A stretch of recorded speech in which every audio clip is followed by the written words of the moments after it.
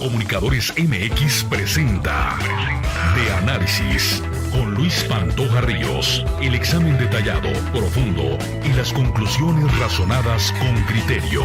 De Análisis.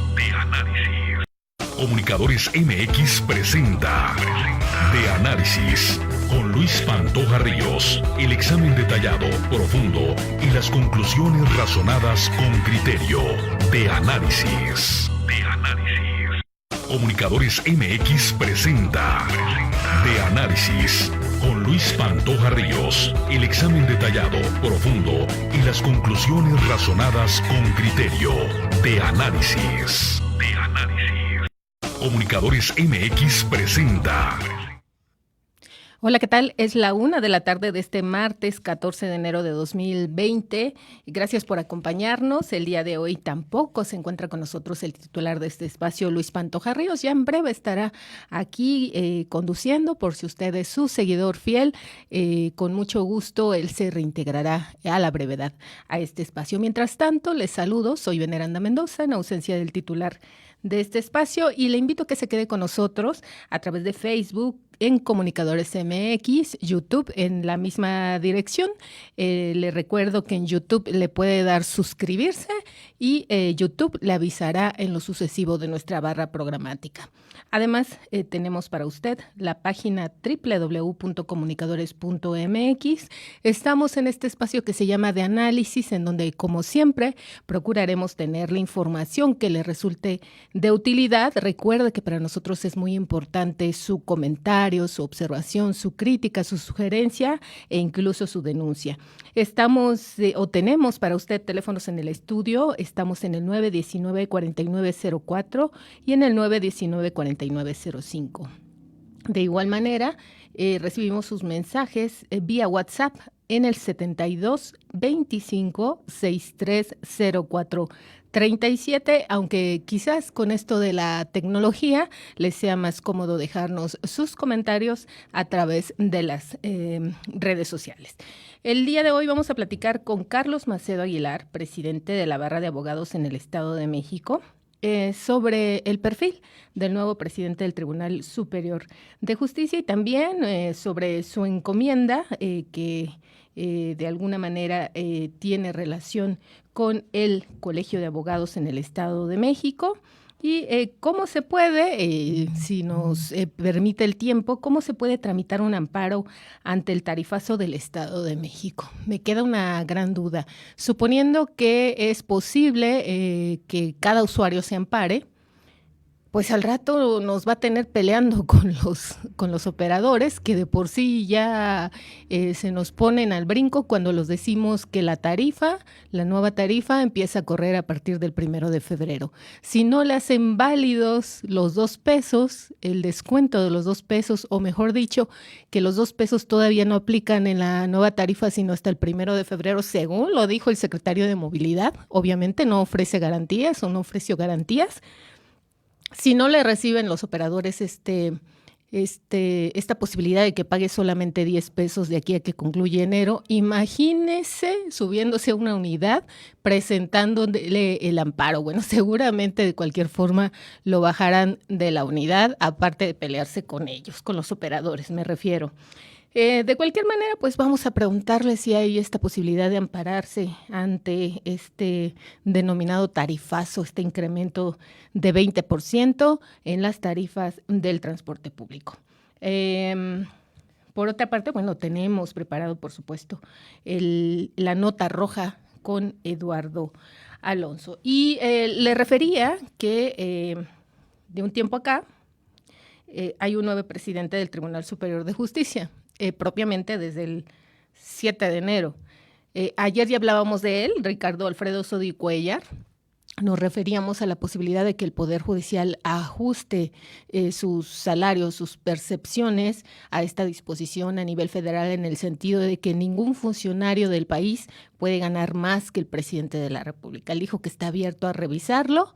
Ahora, Ricardo Alfredo Sodi Cuéllar, presidente del Tribunal Superior de Justicia del Estado de México, aseguró que el Poder Judicial no está dolido con el Legislativo por modificar el mecanismo de elección del presidente del primero, es decir, el Poder Legislativo reformó el artículo 40 de la Ley Orgánica del Poder Judicial para precisar que la elección del presidente del Tribunal Superior de Justicia debe ser solamente por voto secreto y no por voto secreto o abierto como se encontraba considerado. Sin embargo, el presidente del Poder Judicial consideró necesario que se tomara en cuenta la opinión de los magistrados. Y de esta manera lo esgrimió. Escuchemos a Ricardo Sodi-Cuéllar, presidente del Tribunal Superior de Justicia del Estado de México. El tema es que son atribuciones del Poder Judicial. El Poder Legislativo es y debe ser respetuoso de las decisiones de los otros dos poderes. Es decir, si se quería hacer una reforma en relación al voto secreto, debe haber sido una reforma incluyente, donde nos tomaran el parecer a los jueces y magistrados. No nos duele, al contrario. Somos respetuosos de las decisiones del Legislativo. Ellos tienen la posibilidad de aprobar las leyes, de modificarlas, y seremos muy respetuosos de sus determinaciones y de sus decisiones. Al ser cuestionado sobre las razones por las que vieron como una intromisión la reforma al artículo 40 de la Ley Orgánica del Poder Judicial para establecer, como ya lo dijimos, el voto secreto como mecanismo de elección del presidente del tribunal, Sodi-Cuéllar justificó que en la elección en la que resultó designado se optó por el voto secreto por decisión unánime de los magistrados, es decir, sugirió que no porque la legislatura reformó la ley, sino que los magistrados todos votaron a favor de que la elección se realizara por voto secreto, pues la ley ya contemplaba esa posibilidad. No obstante, aclaró que el tema es que son atribuciones del Poder Judicial. El Poder Legislativo, dijo, es y debe ser respetuoso de las decisiones de los otros poderes. Es decir, si se quería hacer una reforma en relación al voto secreto, debió ser incluyente donde nos tomaran el parecer a jueces y magistrados. De cualquier manera, anticipó que un parámetro de su gestión será la vinculación estrecha con los otros poderes. Iniciaré, dijo, de inmediato un diálogo constructivo en favor de la justicia mexiquense. El ejercicio de la política es un ejercicio de diálogo, de concertación, de conciliación, porque todos buscamos lo mismo, servir al pueblo del Estado de México. Así lo concluyó y bueno, por su parte, Maurilio Hernández, presidente de la Junta de Coordinación Política, ha dicho también que posiblemente esta semana se lleve a efecto un primer encuentro con el presidente del Tribunal Superior de Justicia del Estado de México, un primer encuentro entre los integrantes de la Junta de Coordinación Política y bueno, de esta manera se abriría la posibilidad de llevar una relación más tersa.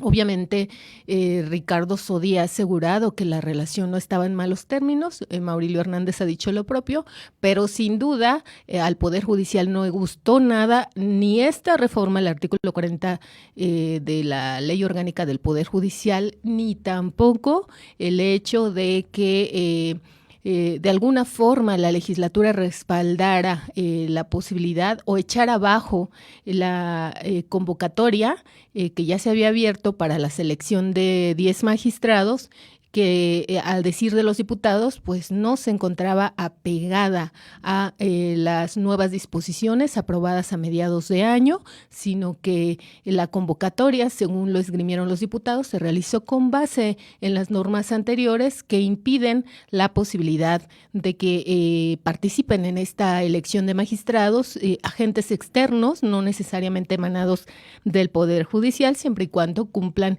con los requisitos y tengan todas las capacidades. Vamos a ver si a partir de este nuevo encuentro surge una relación más tersa, diríamos, aunque también sería lamentable que esa relación sea tan tersa que en determinado momento llegue a convertirse en una especie de complicidad, digamos, ¿no? Ojalá sea una buena relación, sí, pero por el bienestar general de los mexiquenses. Una nota que está dando mucho de qué hablar desde esta mañana es esta posibilidad de que vuelva o que regrese, o mejor dicho, este anuncio del presidente Andrés Manuel López Obrador de que el avión presidencial regrese a México para ser subastado junto a otras aeronaves. Recordemos Recordemos que desde la nueva administración se han puesto o sometido a subasta muchos vehículos de lujo, inmuebles que habían sido incautados a la delincuencia, y ha tenido gran éxito este tipo de subastas. Pues ahora Andrés Manuel López Obrador refiere que el avión presidencial podría entrar en esta serie de ejercicios. El gobierno federal confirmó que el avión presidencial regresará a México en los próximos días, luego de permanecer varado un año en Victorville, California, donde recibía mantenimiento. Durante la conferencia de prensa esta mañana en Palacio Nacional, Jorge Mendoza Sánchez, director general del Banco Nacional de Obras y Servicios, Banobras, recordó que con apoyo de la Organización de las Naciones Unidas, el gobierno mexicano puso a la venta internacional el avión presidencial TP-01 y se identificaron 42 potenciales compradores. 12 de ellos manifestaron interés en adquirirlo, pero solo 6 presentaron oferta, 2 de ellos por encima de avalúo. Sin embargo, reconoció el funcionario, ninguna de las posturas ha prosperado hasta ahora, por lo que el avión regresará a México en los próximos días. La Secretaría de la Defensa Nacional será la encargada del mantenimiento y la aeronave será depositada en el antiguo hangar presidencial. Jorge Mendoza indicó que en una primera etapa de la subasta se ofertarán 28 unidades que contemplan diversas aeronaves que eran usadas en dependencias como la Conagua. Usted recordará que se hizo muy famosa una información relacionada con el traslado del entonces titular de la Conagua, David Korenfeld Federman. El traslado de él y su familia, me parece, para unas vacaciones. Pues para esto se utilizaban esas aeronaves y bueno, ahora se contemplan someter a subasta. Además, se someterán a subasta otras de Pemex o la Secretaría de Comunicaciones y Transportes. El presidente Andrés Manuel López Obrador dijo que ofreció al gobierno de Estados Unidos adquirir el avión y pagar en especie con ambulancias, laboratorios, tomógrafos y equipos de rayos X, aunque aún no hay respuesta de la administración estadounidense. El primer mandatario expuso que a su regreso a México, el gobierno federal tendrá 3 opciones de destino para el avión. Su exhibición al público, que bueno, también parecería un poco ociosa. Continuar la venta a 1 o hasta 12 compradores mediante acciones o bien la renta del mismo. El presidente López Obrador mencionó que ya hace gestiones con empresarios para que puedan adquirir el avión para sus empleados. Hizo un llamado para que se pueda adquirir, pues expresó que se mantiene en su postura de no utilizarlo. El presidente argumentó que el Boeing 787 José María Morelos y Pavón está diseñado para volar más de 5 horas continuas y en México solo podría hacerlo a Tijuana, Baja California. El primer mandatario admitió que entre más tiempo se lleve la venta del avión presidencial y otras aeronaves, el gobierno eroga más en mantenimiento. Informó que el último avalúo del avión es de $130 millones. El director de Banobras, Jorge Mendoza Sánchez, indicó que ese banco compró en 2012 el avión presidencial y lo arrendó al gobierno federal o a través de la Secretaría de la Defensa Nacional y la Secretaría de Hacienda. El costo de la operación fue de $218 millones. Indicó que al cierre de 2019 se había gastado 1.833 millones de pesos y todavía existe un remanente de pago de 2.700 millones. Indicó que si se vende al valor de avalúo es suficiente para pagar la deuda con Banobras y habría un remanente de 2.274 millones de pesos. Y bueno, otro reclamo de los ciudadanos radica en el sentido de que pues para mantener este avión que no se está usando, de cualquier manera se utilizó recurso público para pagar el arrendamiento del lugar en que se encontraba, que hasta donde entiendo eran así como 30 millones, no sé si de pesos o de dólares, pero el hecho es que la renta de este lugar en donde se encontraba el avión presidencial, pues también costó un recurso al erario público. Así las cosas, evidentemente, un presidente de la República necesita en qué trasladarse. Parece que no ha causado más inconvenientes a las aerolíneas, a los ciudadanos, salvo quizás que las aerolíneas se preocupan un poco más por la seguridad. el hecho de que el presidente se traslade en líneas comerciales. Obviamente sí, esta aeronave era un exceso, estaba edificada, construida con tal lujo que incluso es una aeronave ofensiva. Pero por otra parte quizás también valdría la pena, no quiero decir que el presidente debe de quedarse con ella en absoluto, creo que representaría su venta un buen ingreso para el país, siempre y cuando este ingreso se utilice en beneficio de los mexicanos. Pero quizás el exceso radicó no necesariamente en que se tuviera un avión presidencial, sino que este fuese de tal glamour que no se entendería. Primero, se subsidió con recursos públicos y segundo, pues me parece que ya es hora de que los gobernantes dejen de tratarse como estrellas de cine, como grandes empresarios, pues al final de cuentas hay que recordarles que no producen, que el dinero es público, que el recurso no lo producen ellos, sino se recauda en general de los contribuyentes. Así están las cosas el día de hoy en materia de información. Son la 1:15 p.m.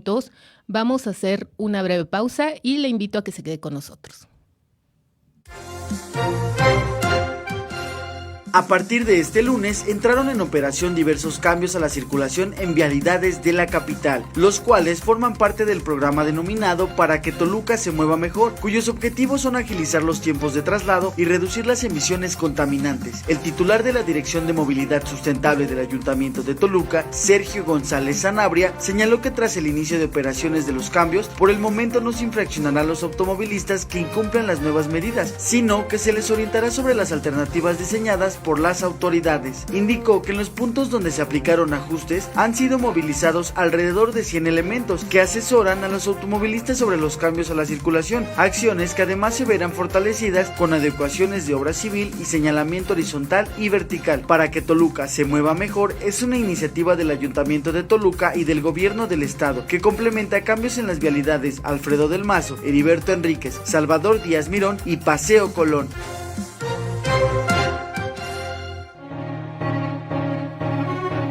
José Humbertus Pérez Espinosa te espera todos los miércoles a las 5 de la tarde. Prisionero de conciencia. Por Comunicadores MX. Por la libertad sindical y la justicia laboral, Tiempo del Sumaem con Luis Zamora Calzada, todos los martes a partir de las 17 horas por Comunicadores MX.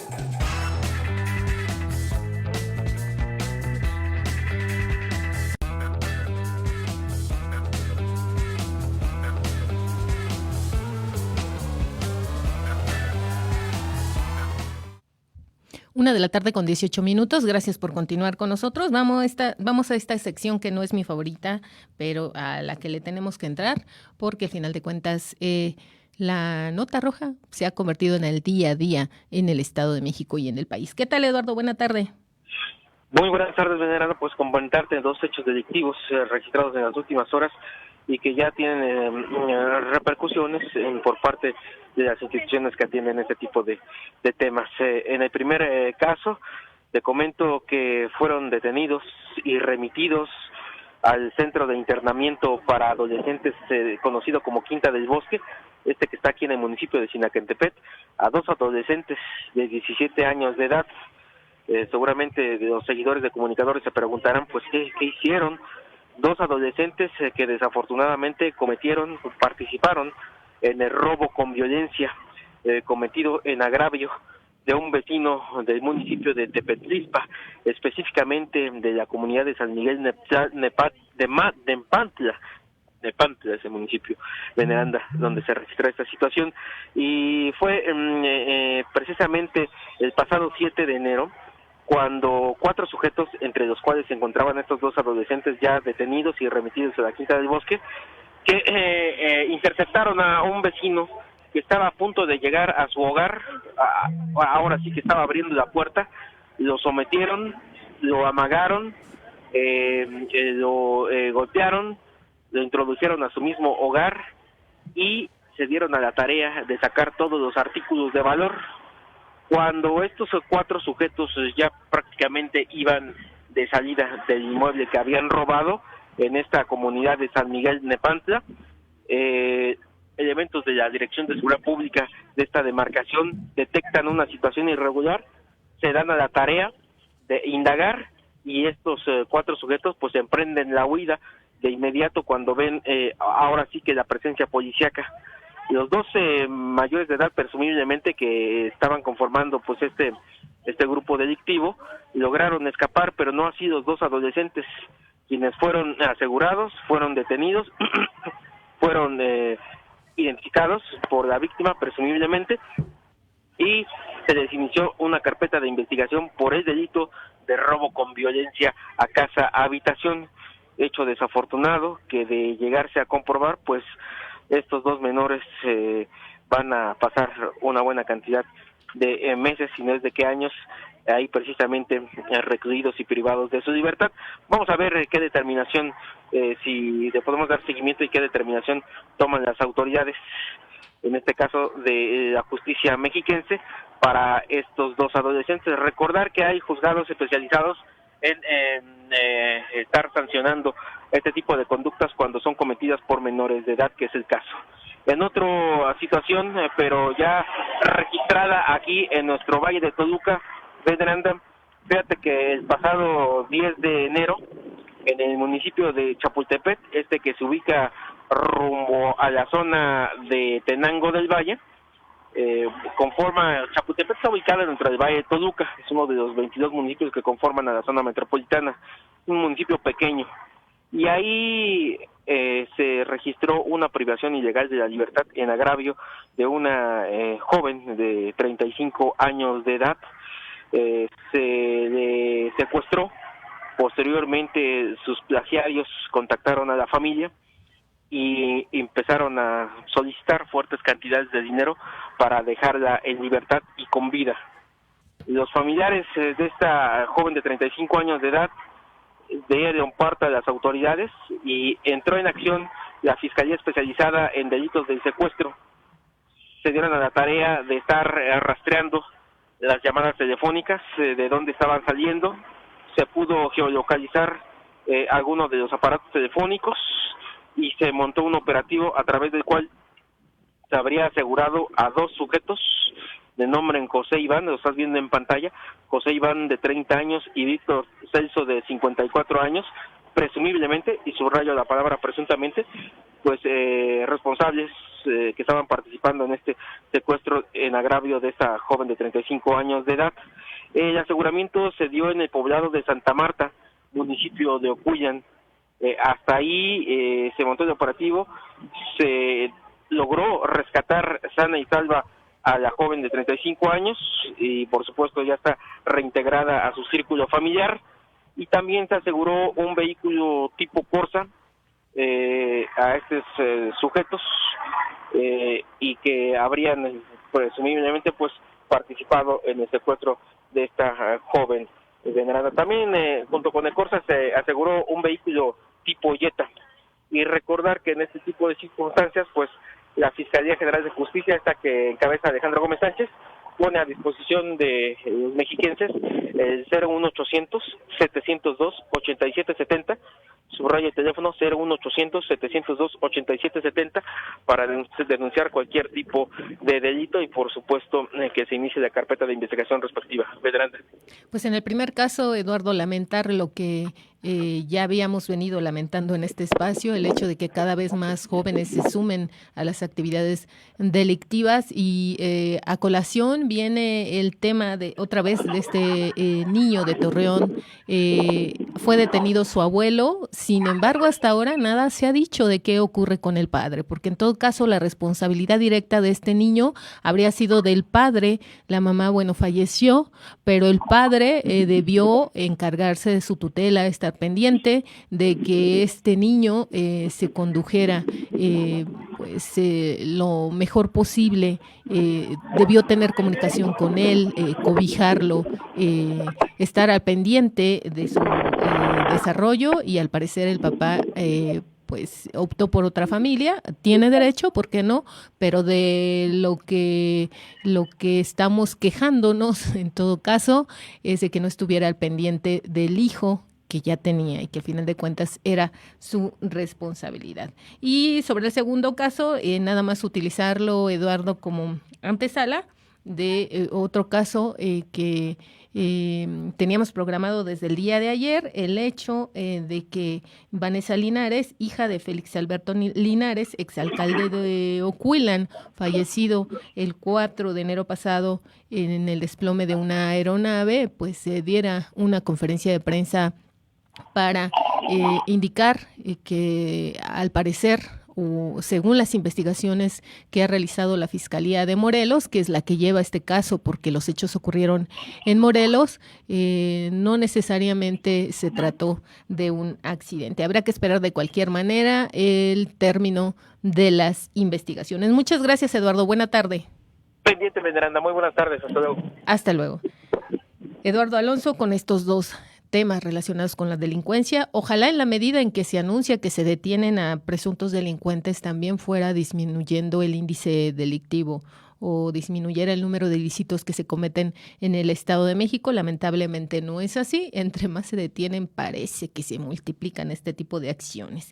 Y lo que ya le referíamos sobre el caso de Ocuilan, del exalcalde de Ocuilan, recordemos que el día de ayer habíamos programado una entrevista con Vanessa Linares, hija del alcalde fallecido. Ella se había comprometido a participar en este espacio. Al final de cuentas no hemos logrado localizarla. Quizás tiene que ver, uno, obviamente con su momento de duelo, y dos, quizás también como una estrategia para no afectar las investigaciones. De cualquier manera, pues mucho agradeceríamos que Vanessa Linares así no lo aclarara. Y para no dejar a medias esta información, le comento que justamente Vanessa Linares, hija de Félix Alberto Linares, exalcalde de Ocuilan, fallecido el pasado 4 de enero, tras desplomarse la aeronave que tripulaba, informó que las autoridades morelenses no descartan la posibilidad de que la muerte de su padre haya sido resultado de un atentado. Según lo manifestó, los últimos informes que les han dado por parte de la Fiscalía del Estado de Morelos, las líneas de investigación apuntan a que no se puede asegurar que fue un accidente. Desde su punto de vista suena lógico, pues debe recordarse que su padre había sufrido otros atentados. La además presidenta del Sistema para el Desarrollo Integral de la Familia del municipio de Ocuilan, obviamente, aseguró que teme por su vida y la de su familia, sus hermanos y su hijo, pues su padre tenía muchos enemigos por su lucha contra la tala ilegal en la zona colindante de las lagunas de Zempoala. Recordó que incluso en julio pasado su padre fue víctima de un atentado y su camioneta resultó baleada cuando se trasladaba por carretera en aquella región boscosa. A nosotros, recordó, se nos hacía un calvario cada vez que mi padre salía de la casa, pues debía ir con chaleco antibalas, una camioneta blindada y muchas medidas de seguridad debido a las constantes amenazas. También recibía, según lo refirió, mensajes al celular de diversos grupos delictivos, obviamente relacionados con esta actividad, la tala ilegal, la tala clandestina, la tala indebida. Ahora prosiguió Temo por mi vida, por la de mi hijo, por la de mis familiares. Estoy sabida que mi padre tenía muchos enemigos, pues en su lucha contra la tala ilegal sus principales detractores eran los talamontes. Adicionalmente, refirió que Linares González era un piloto con muchos años de experiencia. Recordó que recordemos que el accidente ocurrió cuando él piloteaba una aeronave en Tequesquitengo o muy cerca de ahí. Indicó que su padre era un piloto con muchos años de experiencia, pues volar era su pasión, que el tripulante con el que viajaba aquel día también tenía mucha antigüedad en el oficio, mientras el lugar donde rentaba la aeronave cuenta con prestigio. Tan es así que dijo, pues según les informó el encargado del lugar, en 30 años de su operación no se había presentado un incidente de esta naturaleza. Por ello, dijo Vanessa Linares, estoy totalmente segura que debemos hacer todas las investigaciones para descartar que haya sido un atentado. También pidió sea citado a declarar el presidente municipal suplente, Vicente Rivera, ante su insistencia por asumir la titularidad del cargo y por asegurar públicamente que fue un accidente la precipitación de la aeronave marca Delta Trique Aviation modelo DTA Voyager en las inmediaciones del aeródromo Vista Hermosa en el municipio de Puente Ixtla cuando sobrevolaba el lago de Tequesquitengo.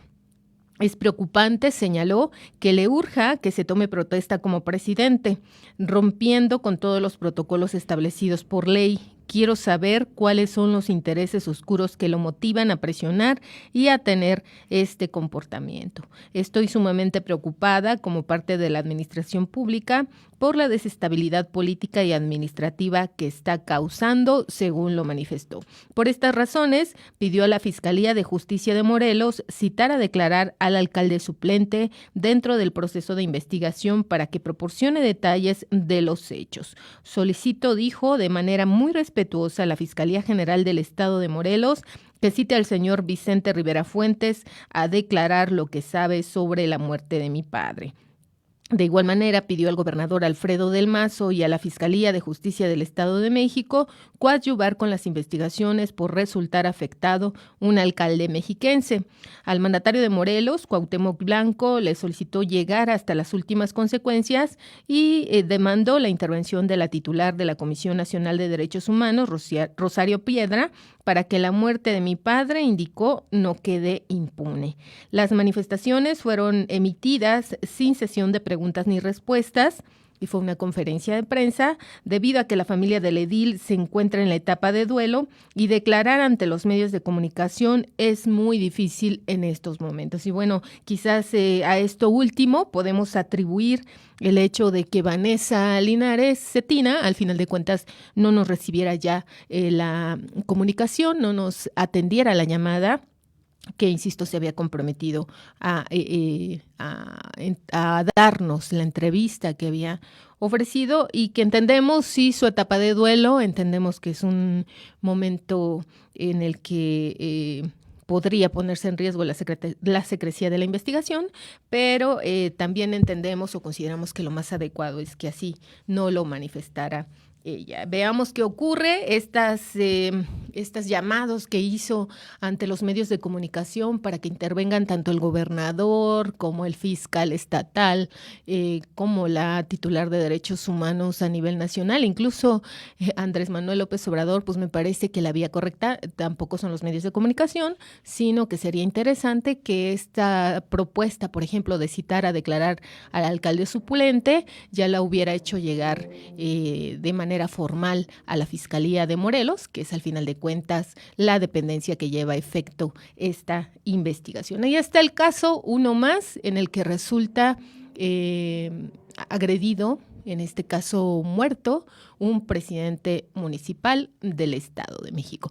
Vamos a hacer una breve pausa y de regreso vamos a platicar con Carlos Macedo Aguilar, presidente de la Barra de Abogados en el Estado de México, acerca de cómo ve esta barra de abogados al nuevo presidente del Tribunal Superior de Justicia. ¿No quiere hablar de él?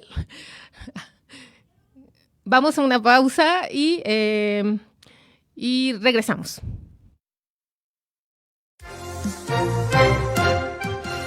El programa insignia del gobierno municipal de Metepec, Regeneración en tu Colonia, que tuvo fuerte impacto en la sociedad en el 2019, fue puesto en marcha este año por la alcaldesa Gaby Gamboa Sánchez, en la colonia Las Margaritas, donde se rehabilita la infraestructura urbana y se realizan labores de mejora integral. Gamboa Sánchez supervisó los trabajos en distintos puntos de la localidad, constatando la ejecución puntual de tareas, entre ellas el desasolve en más de 3,000 metros lineales de 11 calles para beneficio de casi 4,200 habitantes.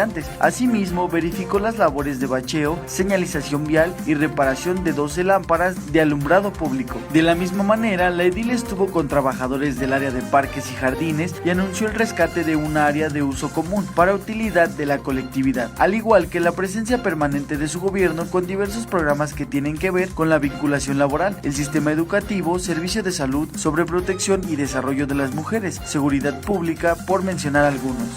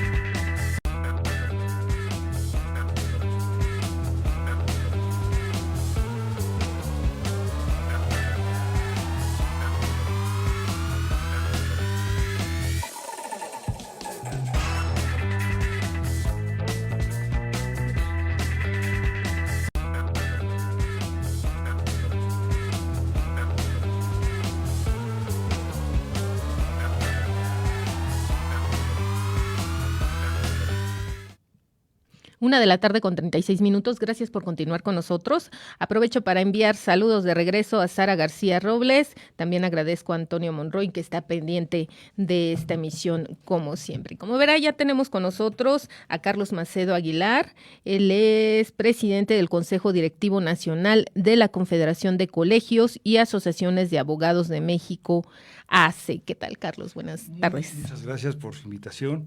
Gracias a todos los radioescuchas. Si comenzamos, ¿nos puedes recordar qué significa o qué es la Confederación de Colegios y Asociaciones de Abogados de México, AC, la CONCAM, y cuál es su repercusión en todo caso a nivel social? Bueno, la CONCAM es el organismo más importante de todo México, en la cual representamos a 452 colegios de abogados en toda la República. Tenemos delegaciones tanto en Yucatán, Campeche, Quintana Roo, Oaxaca, como en Baja California Norte, Chihuahua, Coahuila, Nuevo León, Durango. En todo el país tenemos una gama de abogados que estamos hoy realmente asociados. Tenemos esa misma forma. Es decir, es una congregación de colegios de abogados. Colegios de abogados. Agrupamos a todos los colegios de todos los estados. Aquí en el Estado de México se agrupan en la FECOBA, en la Federación de Colegios, Barras y Asociaciones de Abogados del Estado de México. Y ahí están todos los colegios organizados. ¿Por qué decimos organizados? Porque son los que están debidamente legalizados. Tienen un acta constitutiva, se han registrado, tienen asambleas, vienen las renovaciones, todo. Entonces, es lo que tenemos en forma y es como trabajamos nosotros. ¿Cuál es la repercusión social? Estamos siendo el ente cambiario en México. Somos los que estamos poniendo atención a todo lo que nos está pasando. Somos los que estamos luchando por que este México siga prosperando, que siga de... ¿Cómo lo estamos haciendo? Buscando la legalidad. Que todo sea por medio de la legalidad. Yo tengo una frase que el trabajo que nosotros realizamos es para que se cumpla la ley, aplicando el derecho. Solo así encontraremos la justicia. Ese es nuestro camino. Es el apoyo a dar a todas las formas. Uh-huh. Sí. Nos referías que en el Estado de México los colegios de abogados están aglutinados en la FECOBA. ¿Significa que la FECOBA, a su vez, es parte de la CONCAN? Es parte de la CONCAN.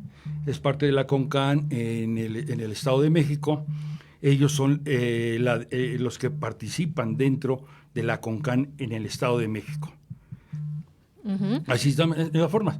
Por ejemplo, en Colima tenemos dos federaciones que el día de hoy conforman una delegación constituida por las dos federaciones que existían, y hoy solamente hay una delegación que pertenece a la CONCAN, ¿sí? Una federación se va creando de varios colegios, de varias instituciones, y se representan a un estado. Uh-huh. Y estos, y bajo el pacto, lo manejamos en ese aspecto. Y se crea la CONCAN. La CONCAN es el organismo más antiguo que existe en México. Se creó por allá de los años de 1960, 65, y hasta 1973 se regularizó y se creó lo que era la FEMECA, la Federación de Abogados de México. Eso fue creciendo, hubo grandes líderes como Ignacio Burgoa, como, no sé, el maestro Cotero, en fin, varios. Y en el 2001 hubo una dispenses y todo, hubo separaciones, enojos, y se regularizó en el 2003, fusionándose lo que era la FEMECA a la CONCAN. En el 2003 nace la CONCAN. Hoy tenemos el organismo más representativo de todo el país. Uh-huh. Entiendo entonces, o debemos entender, que no todos los abogados del país están colegiados. ¿Cuáles son las ventajas y, en todo caso, las desventajas de esta colegiación, del hecho de estar agrupados? La colegiación es voluntaria. La colegiación tienen que hacer, y es la única forma en que los abogados estamos viendo que unidos podemos trabajar juntos, podemos crear más oportunidades, crear una forma de aplicar los derechos y que nos apliquen. Es bien complicado, porque no por decir que seamos abogados, ya con eso tenemos el boleto ganado, ¿no? A veces los abogados es muy complicado que se les tomen en cuenta. Uh-huh. Y es muy complicado que tengan muchas ecuaciones. E inclusive hay centros comerciales muy comunes como Coppel o cosas así, que no dan crédito por el solo hecho de ser abogados. Y nadie los defiende a ellos. Nadie toma en cuenta una situación de esas, porque esas empresas son agiotistas. Entonces, ellos saben que si le dan un crédito a un abogado, no van a poder estarles cada semana cobrándoles, o que se atrasó un día y que les quieren cobrar, no sé, ya más atribuciones de lo que deben. Entonces, saben que no lo van a hacer, que no lo van a poder hacer. Entonces, simplemente no les dan los créditos que se merecen. La vida del abogado es bien difícil. No es todo el glamour, no es toda la forma de lo que se pudiera decir. Es abogado y ya la hizo de toda la vida, ¿no? Es bien difícil la vida del abogado, y más de los litigantes. Uh-huh. Y la colegiación, de alguna manera, permite hacer fuerza. Permite tener un buen proyecto, permite que nos podamos entender, que nos acepten, que nos compartan, que que llevemos muchas cosas al beneficio de los abogados. ¿Sí? ¿Un colegio es una especie de sindicato? No, un colegio es la voluntad de unirse para hacer el bien, para la búsqueda de la sociedad. Los colegios, las asociaciones de abogados, es la parte del medio entre la sociedad y el Estado, el gobierno, las funciones. Es el que está en medio. Es el que da la cara a la sociedad y él es el que las defiende. Dicen que nadie ve bien a un abogado hasta que lo necesita. Y entonces lo buscan, lo ven, lo tienen. Y el abogado tiene que responderle por cosas que hizo la autoridad, porque hizo el cambio. Y estábamos viendo, por ejemplo, ahorita, el transporte. Subió el transporte, se vio las cosas. ¿Qué tenemos que hacer? Podemos pedir amparos colectivos, podemos trabajar para hacer las cosas, para poder ir a la forma. Pero va a beneficiar a los que pidan amparo. Pudieran hacer las cosas. Lo que hace un colegio es presionar a la secretaría para que no nada más a un ente se les dé esa protección de la justicia federal, sino que sea para todos. Que si van a cobrar a unos más y a unos menos, no, que sea para todos parejo, que se cobren todos igual. Esa es la intervención de los abogados, las negociaciones que podemos hacer.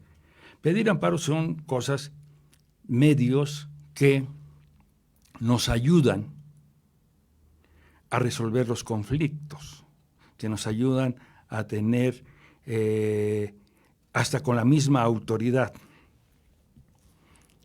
Le podemos decir qué pasa. Hace unos meses, en el Tribunal Superior de Justicia, el presidente sacó una convocatoria para elegir a 10 magistrados, 7 en materia penal, 3 en materia civil. Y esa situación nos pareció injusta. Luego salimos y nos manifestamos y lo hacemos por los medios. Uh-huh. Nosotros no salimos a la calle a pelearnos. Uh-huh. ¿Por qué injusta consideraron esta convocatoria, este proceso? Era injusta y ilegal. ¿Por qué? Porque venía amañada. Porque primero el tribunal sacó una convocatoria para hacer un curso en la cual nada más entraron magistrados. Invitados de manera personal. No había invitados, nada más era el curso para magistrados y era para puros jueces. Y ahí se inscribieron 33 jueces. Esos 33 jueces cubrieron el curso. Para los abogados tenía un costo y es más, también tenía un costo para las personas del mismo tribunal. Era gratis. Que no fuesen jueces. Para los jueces era gratis. Ese curso para mí. Y después sale la convocatoria y para poder hacer los exámenes, para ser juez, para ser magistrado, tenía que haber cursado el curso para magistrados. ¿Cómo ibas a hacer una cosa que ya no podía? No se podría ya. Entonces para nosotros fue injusta y nosotros reclamamos. Ellos dijeron no. Entonces varios de nuestros abogados pidieron amparo. Entiendo que fueron 3. 5. ¿Cómo van esos amparos? Pues la cuestión era esa. La autoridad no nos iba a hacer caso. Uh-huh. Entonces, en el amparo, en la suspensión provisional, el juez ordenó al tribunal que siguiera con los cursos hasta el final. Y eso es lo que hizo el tribunal. Siguió e hizo los exámenes para magistrados. ¿Con los nuevos aspirantes, también con los abogados, o No, solamente eso lo hizo con los 33 con los jueces? Con los 33 jueces que habían hecho, siguió haciendo los exámenes. De ese examen que hicieron, creo que pasaron nada más 11 personas. Uh-huh. Pero en el amparo, la suspensión definitiva dice. Se les concedió la definitiva. Dice la definitiva, la suspensión definitiva, todavía no está resuelto el amparo. Pero está ya en la suspensión definitiva, dice, tribunal, siga y haga exámenes, cursos o lo conveniente para los magistrados. Pero, y con letras grandotas dice, no puede nombrar magistrados hasta que se resuelva el amparo. ¡Pum! ¿Qué fue lo que pasó? Se le fue el tiempo al presidente Sergio Medina y ya no hubo más tiempo para nombrar a los magistrados. Ahora, ¿qué va a suceder? Tienen que resolver el amparo y el nuevo presidente, Sodi Cuellar, deberá sacar una nueva convocatoria y veremos cómo va a ser esta nueva convocatoria. Ajá. O a lo mejor no saca la convocatoria, primero saca un curso, abre el curso para todos y ya. ¿Qué le quiero decir con esto? No es nada más la bronca de los abogados de afuera, también por los abogados de adentro. ¿Por qué no un secretario o una persona que se sienta capaz de llegar a ser magistrado, que tiene muchos años como secretario, ¿por qué no hacer el examen? Al mismo tribunal abrirlo. Uh-huh. Hace unos días Maurilio Hernández, presidente de la Junta de Coordinación Política, declaró que hasta donde sabe, alrededor del 20 de enero, poco más allá, 20 y tantos, el Poder Judicial le haría llegar una propuesta de magistrados. ¿Esto no estaría conforme a derecho o para el 20 no se habría definido? Tendríamos que ver si para esto el amparo ya se resuelve, ¿no? O a lo mejor pudieran mandar el tribunal y decir, ¿saben qué? Nos vamos a abrir, vamos a hacer un curso y después vamos a sacar una convocatoria donde van a estar todos parejos, van a estar de toda esta forma, y a lo mejor hasta los mismos abogados se podrían desistir del amparo en contra de las cosas. El término que les quedaba para nombrar magistrados a Sergio Medina Peñalosa se le fue. Hoy ya no es el presidente del tribunal. Uh-huh. Hoy el presidente Sodi Cuellar tiene que modificar eso, pero no nada más eso. Tengo entendido que hay como 4 jueces más que dejan el cargo en estos días de febrero y marzo. Entonces, a lo mejor ya no son 10, a lo mejor son cerca de 14, 16 puestos. Porque hay que reponer esos 4 jueces. Las cosas. Y tendrían magistrados, esos 4 magistrados. Tendría que reponer esos 4 magistrados que terminan su periodo y entonces pudiera hacerse más amplio. Uh-huh. Pero esto es una resolución. A lo mejor el amparo les dice, repongan el procedimiento y con eso el presidente Sodi Cuellar puede subsanar. Puede empezar con esto de los magistrados, pudiera hacer las cosas. Uh-huh. La vida del abogado es buena, siempre y cuando se lleven cosas. Y yo digo, es tan difícil a veces que nos ha cambiado la vida. Este nuevo sistema de justicia penal, yo soy el creador de ese sistema, ha cambiado la vida del abogado.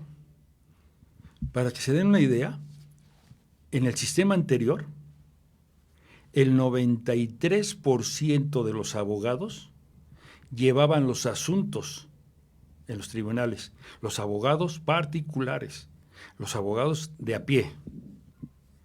El día de hoy, el 97% de los asuntos en el tribunal los lleva a la Defensoría de Oficio. Es decir, les han bajado la chamba. Ha cambiado. En México no hubo una capacitación para abogados. En México no hubo esa transformación. ¿Y qué fue? Pues los tribunales, la fiscalía capacitaron a su gente, lo manejaron. Tal vez estén mal capacitados, tal vez estén mal funcionados, pero el trabajo no se ha podido manejar. ¿A qué vamos la Confederación? Vamos a la capacitación. Queremos certificar, estamos certificando. Ya tenemos 3 estados que estamos en pos de que se certifique a los abogados. Tenemos el estado de Querétaro, tenemos el estado de Durango, que estamos certificando para abogados en materia de adolescentes. Los mismos abogados estamos haciendo las certificaciones al lado del gobierno, ¿sí? Con los entes certificadores que regulan estas certificaciones, al lado los colegios lo estamos haciendo. ¿Para qué? Para no tener esa dificultad, porque si no sabe uno en materia de adolescentes, no puede uno litigar en esas materias. Corre el riesgo inclusive hasta que lo detengan 72 horas y cosas por el estilo, ¿no? Uh-huh. Entonces sí son cosas que tenemos que luchar por los mismos abogados, ¿eh? Y tenemos ahí muchas facilidades de que los abogados trabajamos en todos lados y tenemos muchas formas, ¿sí? Uh-huh. Pero también estamos trabajando en forma y también estamos haciendo las cosas correctas, en buena forma, en buena línea. Uh-huh.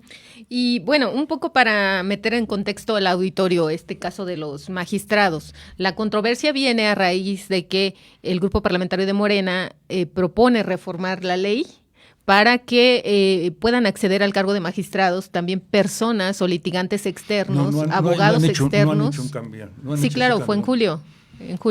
Por eso viene la controversia, porque antes solamente podías proponer a jueces para que fuesen magistrados, y ahora ya está abierto a que litigantes externos, puedan contender por ese cargo, sino de otra manera no se entendería que les hayan aceptado. La Constitución Política de los Estados Unidos marca que para poder ser ministro de la Suprema Corte de Justicia basta ser licenciado en Derecho y tener los conocimientos para poder ser ministro. Pero estamos hablando de magistrados a nivel estatal. Estamos hablando de la Constitución. Estamos hablando que para ser juez, para ser magistrado, se tiene que abrir el camino. No, esa es la controversia de decir, ¿por qué cerrarlos? ¿Por qué manejar esta situación de decir las reformas? ¿Sí? No es una forma de decirles a ellos, ¿saben qué? Hoy tienen que abrirse. No hay esa situación, no es una cuestión de que puedan abrirse a la situación, sino es una forma para decir, ustedes pueden trabajar. ¿Por qué cerrarle? Y no nada más a los abogados, ¿no? A la misma gente del tribunal. Nosotros nuestro pleito es, ¿por qué, por ejemplo, un buen secretario de un juzgado, por qué no puede hacer el examen para ser magistrado? Una persona que se sienta capaz para poder cumplir con todos los requisitos es hacer el examen y sacar la mejor calificación para poder tener esa forma. Ahora, yo en cuanto a las reformas que pudiera hacer la Cámara de Diputados y en cualquier lado, tenemos no nada más aquí problemas de los magistrados, ¿eh? En Sonora tuvimos un debate hace 8 días donde el Tribunal Superior de Justicia pedía al Congreso local que se nombraran a los magistrados existentes vitalicios. No podemos permitir eso. Y esa controversia que metimos ha prosperado. no se han nombrado magistrados vitalicios en Sonora, ¿sí? En el Estado de México, las cosas no es tanto que digan, que se abran o que se den. Tengo ahorita la reforma que se publicó el día 3 de enero, fue la reforma que hizo Morena al artículo 40 de la Ley Orgánica del Poder Judicial.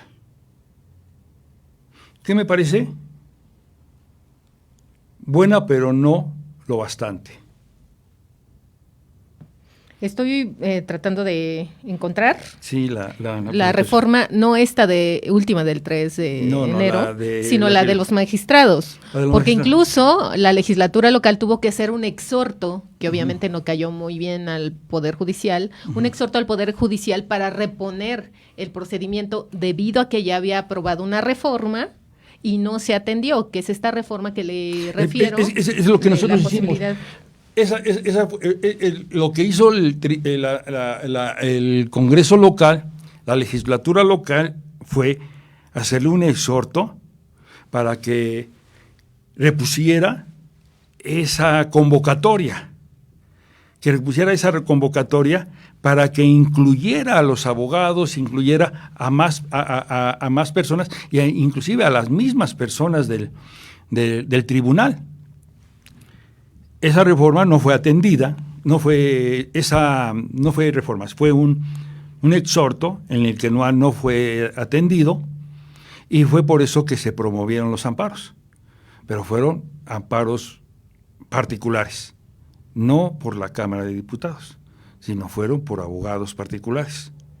Sí, insisto, sí hubo este exhorto, obviamente. Pudiéramos que sí. Podemos debatir el tema. Pero entonces, yo la bronca es, ¿por qué no vamos a lo esencial? Hablemos de lo que sí hicieron. Yo le diría, a ver, el Congreso local dice, le ganamos la partida porque el Poder Judicial, hoy el voto va a ser cerrado. Pero nadie dijo que le ganó la partida.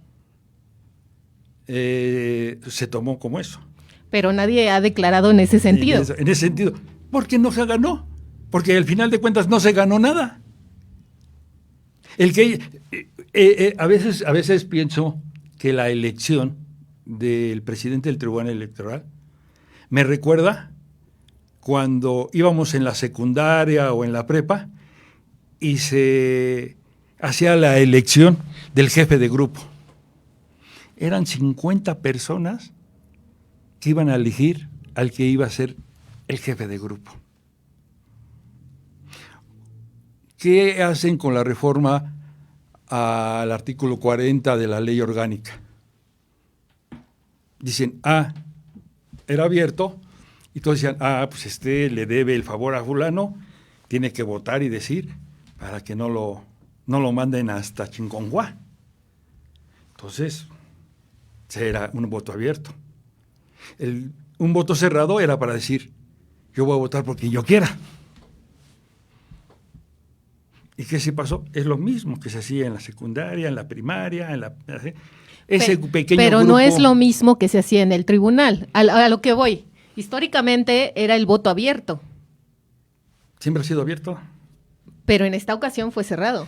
Ahora, ¿qué se ganó? No, nada cambió. Eso hay que decirlo. O sea, independientemente del que el voto fuera abierto o cerrado, el resultado era el esperado. Ya lo sabíamos. Era el esperado, es decir, no cambió el sentido del voto, cambió el mecanismo de votación, pero no cambió el sentido del voto. Yo le diría al Congreso local, ¿por qué no se abren? ¿Por qué no luchan? ¿Por qué en lugar de votar solo magistrados, voten también los jueces? Y que se haga una votación entre jueces y magistrados para sacar una elección. ¿Pero ya le hizo la propuesta al Poder Legislativo? Estamos en eso, estamos en pláticas para poder hacer esa situación. Estamos en esas pláticas de que ese es el hecho del abogado. Es lo que nosotros estamos buscando. Dar soluciones que peguen, que sí cambien.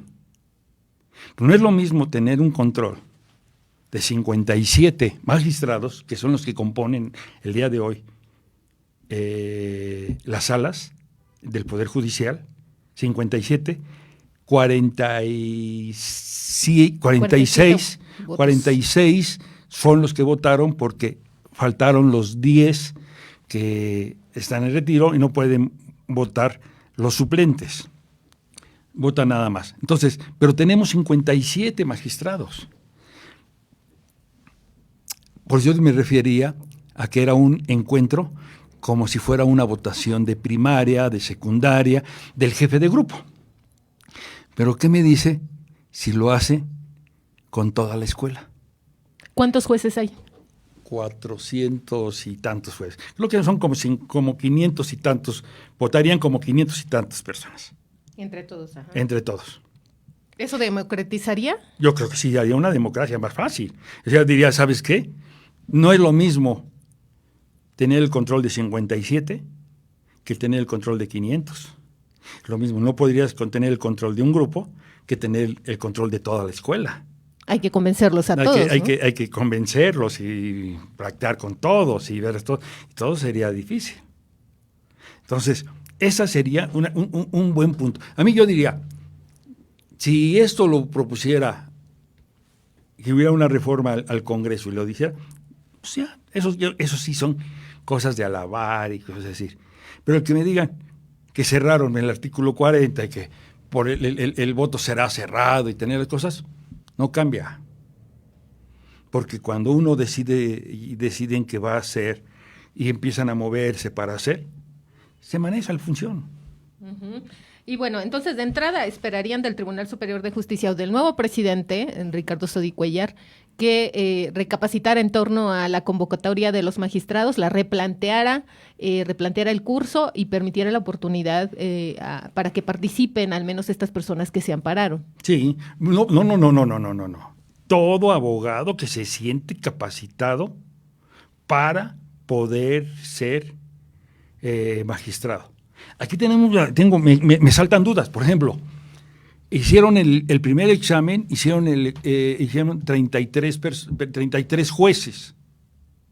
Ese examen para ser magistrado pasaron 11.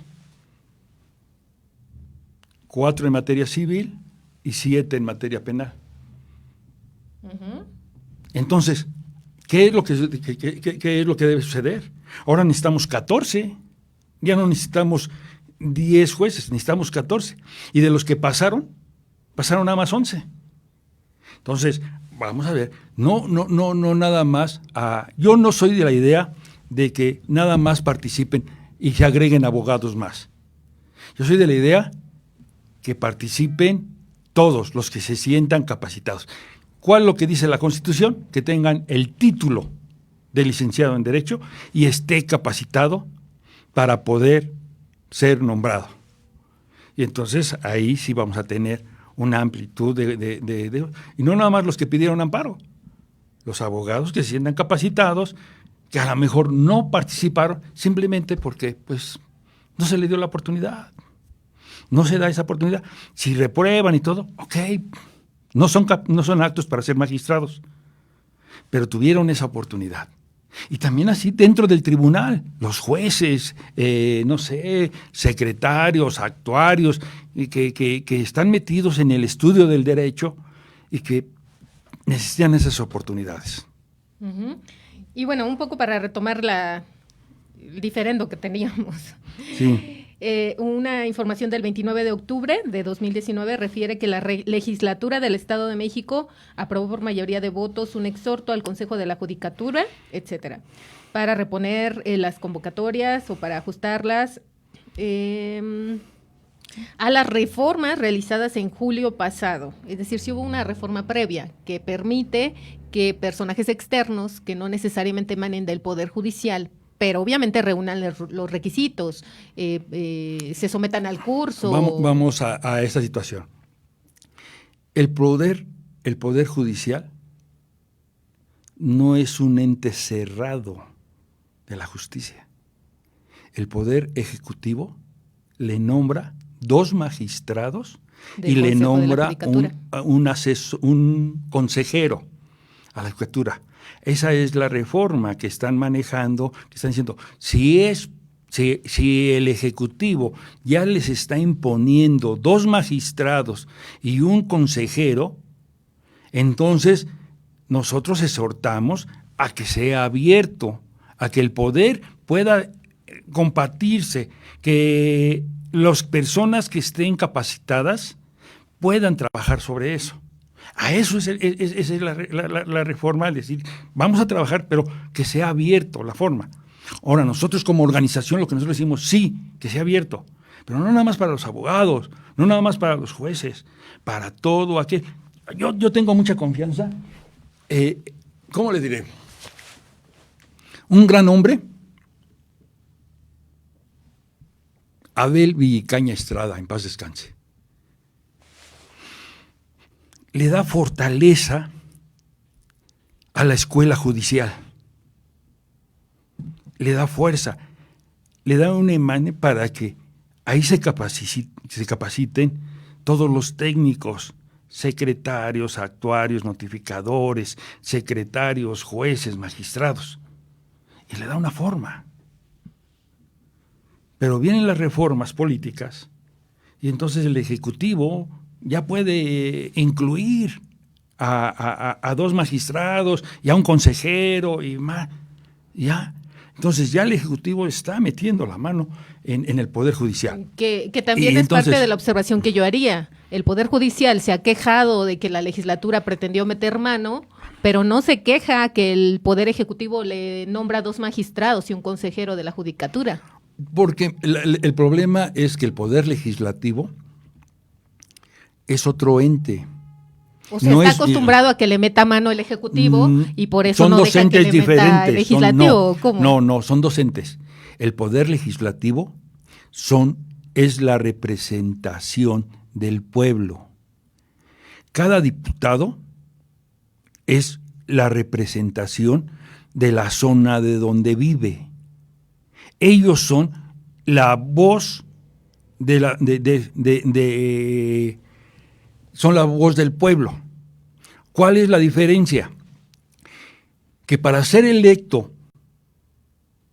diputado no necesita nada, no necesita estudios. Necesita votos. Necesita votos. Votos del pueblo, si no tienes los votos. Por eso, ahí está la diferencia. No es por votos aquí, es por conocimientos. Muchas veces ustedes los periodistas han dicho, ¿saben qué? Está la situación porque no se nos toma en cuenta. Yo tengo una buena relación con todos los periodistas y quiero saludar a todos. El lunes tenemos un desayuno que voy a acompañar todos. El viernes los voy a acompañar en la toma de protesta de la PBT. Ahí los voy a acompañar. Voy a acompañar a todos ellos porque tenemos una relación. Yo fui secretario de Mario Colín Sánchez. Y don Mario creó, hace muchos años, el Día del Periodista del Estado de México. Y lo crearon allá en Sultepec. ¿Pero por qué lo crearon allá en Sultepec? Porque allá se hizo el Ilustrador Nacional con San José María Cos. Y casualmente también el diputado federal era Mario Colín Sánchez, que era diputado por Sultepec. Y hicieron toda esa gran historia que se tiene de José María Cos allá en Tenango del Valle, cuando José María Morelos le pide que atraiga la imprenta que habían sacado de la Ciudad de México y se la lleven a un lugar apartado para que pudieran sacar las noticias de la nueva independencia. Y pues uno de los capítulos en el tomo 12 o 13 del Ilustrador Nacional sacan sacan los sentimientos de la nación de Morelos y se dan a conocer a todo el mundo. Yo tengo esa relación con todos ustedes, yo tengo la forma, y lo vamos a seguir haciendo. El gobierno y todas las formas quitaron el Día del Periodista mexiquense. Y 11 de abril lo vamos a volver a festejar a todos los periodistas del Estado de México. Lo vamos a volver a festejar en el Colegio de Abogados, lo vamos a volver a trabajar con todos ustedes. Uh-huh. Bueno, regresando un poco a este tema del Tribunal Superior de Justicia, ¿qué esperan del nuevo presidente del tribunal? Por ahí vive una serie de felicitaciones de parte de la CONCAM para este nombramiento. ¿Qué esperan de él? ¿Qué esperamos? Que haga lo que prometió. Un hombre no puede vivir con la cabeza agachada. ¿Qué prometió? Porque finalmente su campaña es un poco más cerrada.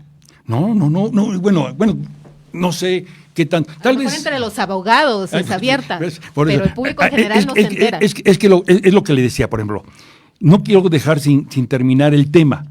El tema de la Cámara de Diputados, para ser diputados, no necesita más nada que ser elegido por los electores.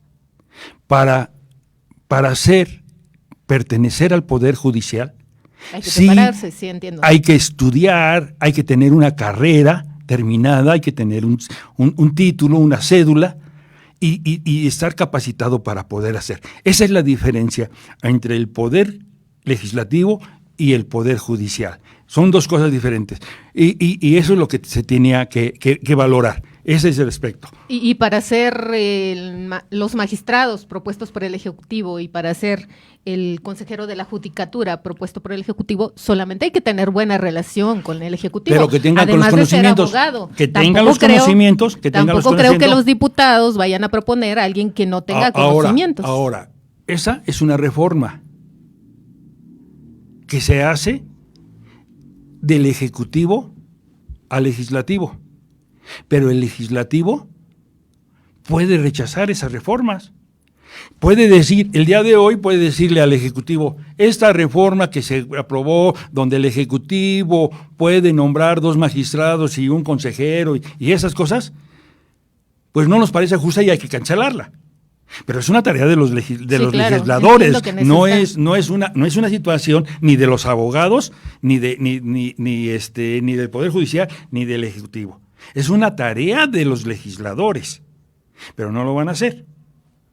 Entiendo que estaban perfeccionando una reforma. Tiempo. Yo no digo, yo siempre he dicho que el tiempo pone sus cosas sin duda. Todos en su lugar. Entonces no hay ninguna dudas a ese aspecto, ¿no? Ahora, sobre el presidente, el nuevo presidente,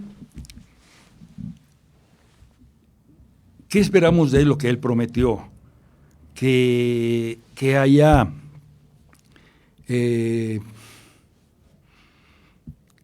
congruencia con su decir y hacer. ¿Qué prometió? Estábamos en eso porque no nos enteramos como ciudadanos en general, comunes y corrientes, no nos enteramos de lo que prometió. Entendió cosas tan importantes como separar al Consejo de la Judicatura de toda política. ¿Eso significa que los que pertenezcan al Consejo de la Judicatura no podrán tener ninguna relación política en cualquier sentido? Que un consejero de la Judicatura de entrada es político si fue propuesto por el Ejecutivo. Por eso mismo se tiene que rechazar en la misma forma. ¿Tiene que proponer él una reforma? Tendrá que hacer muchas reformas. Y yo creo que esa es las reformas que está proponiendo, que va a proponer para el día 22, 23 de enero el presidente Sodi. Quiero decirle, no estoy defendiendo a Sodi. Estoy defendiendo la ley, la justicia. Yo no voté por Sodi. Yo no soy magistrado. Votaron las personas que debían haber votado. que tienen la capacidad dentro de ser votados. ¿Sí? Esas personas, hoy Sodi es el presidente. A excepción de que se muriera mañana, o que le cayera una bomba, o que se pasaran otras cosas, él va a seguir siendo presidente. ¿Qué es lo que tenemos que hacer? Apoyarlo en las cosas buenas. Y en lo que no esté bien, hacer el señalamiento. Es lo mismo que hicimos con el magistrado Sergio Medina Peñalosa. Por ejemplo, ¿cuáles fueron los señalamientos a Sergio Medina Peñalosa? Pues se los puedo enseñar de todas las formas. Nosotros nos opusimos a que... Mami, no tenemos aquí estamos, inconveniente técnico. Aquí ahorita estamos. Lo resolvemos.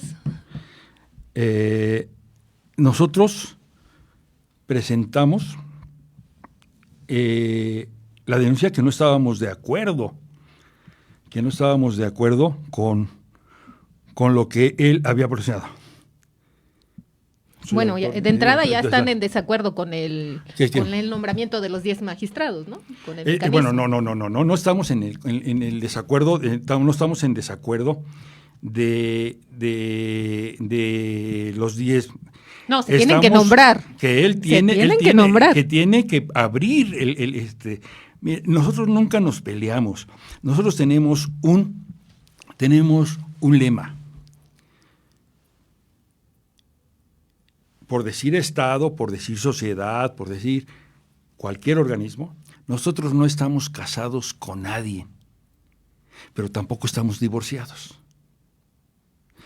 Entonces, si usted ve, nosotros nos opusimos a la decisión que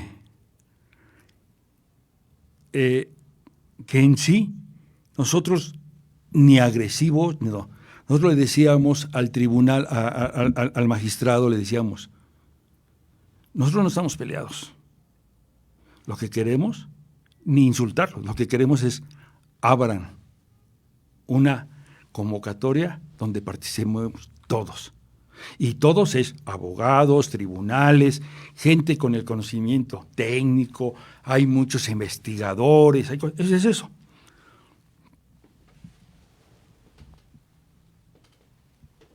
Nosotros, y voy a recalcar lo que nosotros hicimos porque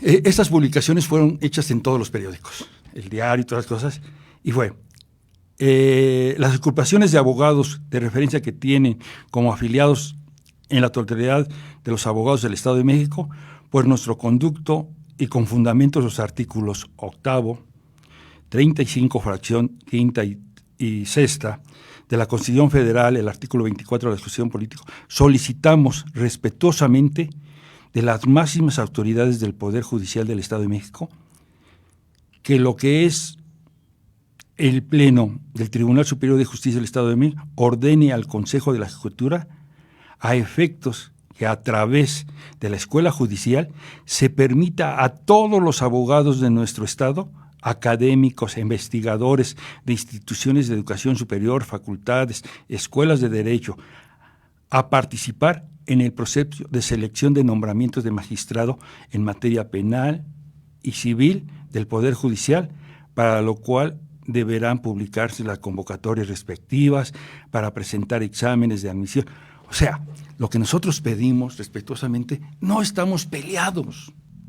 Lo que nosotros decimos, nosotros como líderes, como representantes de nuestras organizaciones, lo que nosotros estamos es pidiendo trabajo para los demás, para los abogados. Y no nada más para los abogados, para todo aquel que está metido dentro. Decían, a ver, ¿por qué no los técnicos? Hay muchos secretarios que pueden competir por un puesto y hay que abrirlo. Eso es lo que nosotros estamos haciendo. Nosotros aplaudimos muchas cosas. Quiero decirle que el Tribunal Superior de Justicia, con Sergio Medina Peñalosa, se hizo el congreso más importante del año, y no nada más nacional, internacional.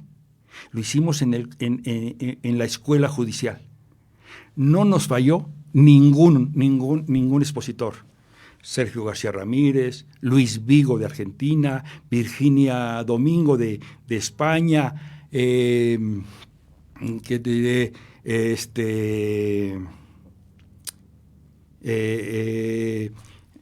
Gerardo Laviaga, Miguel Carbonell, el presidente de la Comunidad Jurídica Europea, Lourdes Ochoa. Hicimos el congreso más importante, transmitido en vivo, que se llevó a todo el país. Recibimos reconocimientos de la ONU, de la Comunidad Europea, de Inglaterra y todo, y fue conjunto. ¿En qué nos apoyó el Poder Judicial? Nos prestó todas las instalaciones. Y estamos agradecidísimos con ellos. ¿Por qué? Porque este congreso que hacemos anualmente, lo hacemos en vacaciones. Y entonces lo que hicimos fue, este congreso, el tribunal dijo, no puedo darles nada, pero les presto todas las instalaciones. Y les cambiaron las vacaciones a los de la escuela judicial para que nos prestaran las instalaciones. Y nosotros hicimos el mejor congreso, y fue en Toluca. Y bueno, pasando a un otro tema Sí. que ya abordamos, Sí. pero que me gustaría retomar, esto del tarifazo. ¿Por qué? Porque finalmente afecta a buena parte de la sociedad mexiquense que se traslada en transporte público. Refería usted que la CONCAM puede hacer señalamientos. ¿Qué piensa hacer la CONCAM en esta materia, sobre todo dirigiéndonos al tarifazo? ¿Qué tienen que hacer los ciudadanos? ¿Cómo se puede apoyar? Vamos a apoyarlos en dos formas. Estamos tratando de ver las resoluciones que están tomando. Esas resoluciones que están tomando las vamos a manejar en el sentido de cuáles son legales y cuáles no son legales. Aquí lo que tenemos es que irnos más allá.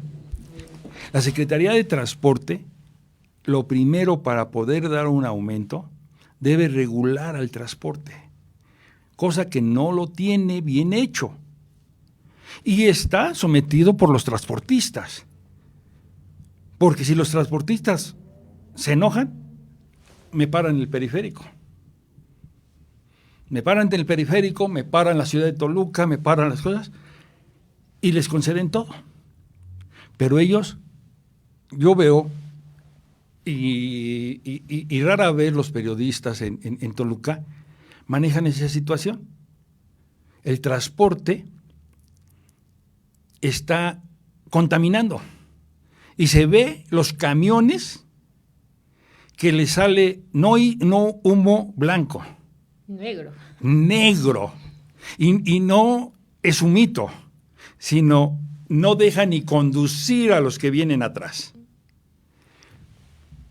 ¿Por qué no regulan? Esa es la primera posición. Fíjense que a mí me dicen, ¿quiere popote o no quiere popote? Sí quiero popote. Ah, pero no es ecologista. No, las tortugas se están muriendo. A ver, ese no es mi problema. Yo estoy pagando por un popote que me voy a tomar. El problema es que la persona que tiene la basura tiene que meterlo en un lugar. Segundo, que pasara lo que fuera, la autoridad, gobierno, tiene que separar esas cosas para que no lleguen a lugares no deseados. ¿Por qué la autoridad que nos está diciendo no compren popotes, no pongan popotes, no hace su trabajo? Nosotros estamos haciendo el trabajo por la autoridad. Esa es la cuestión que debemos ver. No debemos resolverle los problemas a la autoridad. La autoridad debe cumplir con su trabajo. Porque es muy fácil decir, no compres popotes porque todo de plástico no sirve. ¿Y por qué tú, en tu momento de capturar toda esa basura, por qué dejas que se vaya a los mares? ¿Por qué dejas que se vaya a los ríos? Tú como autoridad tienes que empaquetar, tener un lugar seguro para eso. Basamos el transporte y es lo mismo. Nosotros no tenemos que estar sujetos a lo que digan los transportistas, sino lo que diga la autoridad. La autoridad tiene que tener, por ejemplo, si yo no pago mi tenencia, a mí me multan. Y no puedo verificar hasta que no pague la multa, hasta que haga las cosas. Y todas esas personas voltean a ver los camiones, los taxis, y ellos sí están verificados, sí pueden circular. Y sacan humo negro. Y sacan humo negro, ¿no? Entonces, esa es una de las cosas que son los apelativos que tienen que manejar. ¿Qué podemos hacer nosotros? Lo primero, lo que estamos haciendo nosotros estamos tratando de que poder dar proyectos. Tengo un amigo muy aferrido en eso del transporte, Gerardo Fuentes Ruiz, es un buen abogado que siempre ha estado con ese tema, que ha tenido la función para poder proyectar eso, que podemos cambiar, que podemos hacerlo, no se ha hecho. ¿Qué vamos a poder hacer? Aquí la bronca se va a meter el gobierno en un problema de legalidad, porque en problemas comunes no puede haber buenos y puede haber malos. Si van a pagar 12 pesos de un pasaje, es un pasaje 12 pesos para todos. Incluidos los estudiantes a los que ofreció incluidos los beneficios. Estudiantes y incluidos los de la mayor edad. Cuando ya incluyes, dices, no, los de estudiantes y los de los de la tercera edad no pagan. Entonces ya estás siendo selectiva. Entonces la ley no puede ser selectiva. La ley es para todos. Entonces, ¿qué es lo que tengo que hacer? No. Si se le van a bajar a los estudiantes y a los de la tercera edad, se baja para todos. ¿Qué tenemos que hacer? Pedir que el servicio de transporte sea el correcto. Toluca, Metepec y Sinacantepec son los 3 municipios en toda la República que el servicio público pasa por el centro histórico como si fuera su casa. Entonces, por decir, si una casa del centro histórico es protegida, y pasa el urbano y deja una mancha de humo negro, en primero ya afectó la fachada porque ya la dejó de otro color. Y esos contaminantes contaminan también esas bardas que son antiguas, que son las formas. ¿Sí? Entonces, debemos empezar a determinar, a ver cuáles son. Y que tener un transporte seguro en todos los aspectos. ¿Cómo es qué es lo que estamos pidiendo? ¿Qué es lo que estamos haciendo? Por ejemplo, no debe pasar el servicio público por el primer cuadro de la Ciudad de México, de cada municipio.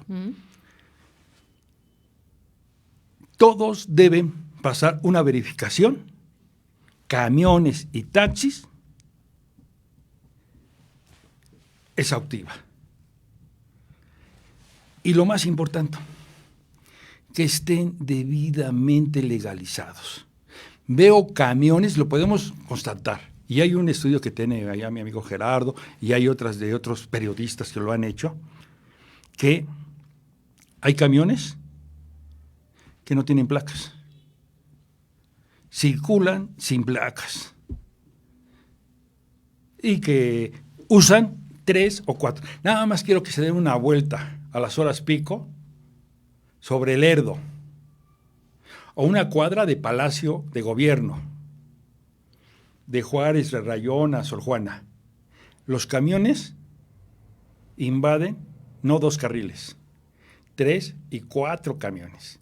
Sobre la calle de Lerdo, los dueños son ellos. Sí, ¿Y quién dice eso? Es cuestión. Entonces, cuando nosotros tenemos derechos, tenemos obligaciones. Tenemos la obligación de pagar un pasaje, pero también tenemos el derecho que se nos dé un pasaje, un servicio adecuado, un pasaje en magníficas condiciones. Dicen, es que no estás en Nueva York. No, en todo el mundo hay problemas. Pero no es que estemos en Nueva York, estamos en Toluca, y estamos en Metepec, y debemos dar el servicio adecuado. Eso nos va a hacer diferente. Pero ¿y si cada que suben el pasaje prometen lo mismo? Capacitación a operadores, mejores unidades, instalación de GPS, botones de pánico, y no se ha cumplido. Digo, históricamente se ha prometido. Bueno, pero la cuestión es volvemos al mismo punto que les explico de la autoridad. La autoridad, no podemos hacer el trabajo de la autoridad. Lo mismo, yo decía, es que ¿podemos hacer un amparo? Sí, podemos hacer un amparo colectivo y todos los que se apunten van a pertenecer a ese amparo y van a tener todo. Punto. Pero van a ser nada más ese pequeño grupo que pudieran ser y obtener ese amparo. Que al final de cuentas, como es una autoridad a la que se vamos a referirnos y a los que vamos a hacer las cosas, va a chocar con la autoridad particular. Y al final de cuentas, el amparo va a durar nada más lo que dure el amparo. Y al final se le va a dar la cuenta a la autoridad porque la ley ha cambiado. Pero entonces no sirve de nada ampararse. A ver, el amparo sí sirve. La cuestión es de que no se prosigue. Mire, en el 2014, 2012 cambió la ley de amparo. Uh-huh. Se crea una nueva autoridad. ¿Y qué dice en cuanto al Estado y las comunicaciones y los servicios? El Estado es rector de lo que él concesiona. ¿Qué quiere decir eso? O sea, ejemplo grandote, la televisión. Yo, Estado, puedo crear una nueva televisión y la voy a dar. Ah, pero me van a pedir amparo las otras televisoras, como lo hacían antes. Punto. No me interesa. Yo soy Rigo. Sí se pueden amparar, pero no hay suspensión del acto reclamado. Y entonces el amparo seguirá, pero yo también voy a poder darte la concesión. Esas concesiones vuelven al transporte público también. Tú vas a poder pedir amparo, los transportistas van a poder pedir amparo, pero en el amparo yo te lo voy a ganar y te voy a quitar esas concesiones. Y yo se las voy a dar a las que vienen atrás, o los que están dando un buen servicio. Por eso que se crea esta modalidad del Uber, a la creación de este amparo, ¿sí? A la creación de la nueva ley de amparo, se crea estas formas que hoy mucha gente dice, ya no quiero ser taxista, ya no me conviene, porque tengo que pagar tenencia, tengo que pagar cartón y no sé qué tantas cosas tienen que pagar. Y los del Uber no, porque ellos están registrados y ya hacen sus cosas y ya. Antes una concesión de taxi te costaba, ¿qué? 100,000 pesos. A los del Uber no les cuesta. No hay que tener cromática. No hay que tener cromática, no hay que tener función, no tienen cartelón, no sabemos nada. Entonces, esas son las funciones que debemos hacer. ¿Qué es lo que tenemos que hacer? Y yo le decía, Para mí es más importante reunirme con todos y decirles, momento, vamos a cambiar. Tú subes el pasaje, dame mejor servicio. Es que te pero prometo, ¿qué tiene que ser primero? te lo prometo. Primero el cambiar. Primero el servicio, ¿no? Por eso si yo no tengo un buen servicio, ¿por qué voy a pagar por él? Exactamente. Tienen que decir, oye, es que vas a ver, siempre lo hacen. Y te dicen, es que van a modificar. Van a modificar y hoy los camiones van a poner cámaras para registrar el pasaje, que vean, que estén conectadas. Hasta televisión les van a poner para que vayan cómodos o escuchen el noticiero de Comunicadores MX. Ahí, todo el día. Gol. Y de las cosas de la forma. Sí, no lo hacen. No verifican sus carros, no tienen las cosas. Primero la autoridad tiene que cumplir con su trabajo. No el pueblo tiene que hacerle la chamba de ellos. ¿Podemos hacer amparos? Sí, podemos hacer amparos y pedir, pero solamente mientras dure el amparo y estemos en la suspensión en forma, nos van a cobrar. Pero para pagar tus 10 pesos vas a tener que llevar tu amparo ahí, tu hojita de amparo. Con la posibilidad de que el operador se enoje y no te deje subir. Y te baje, exactamente. Como ya ocurre. Sí. Como ya ocurre. ¿Sí?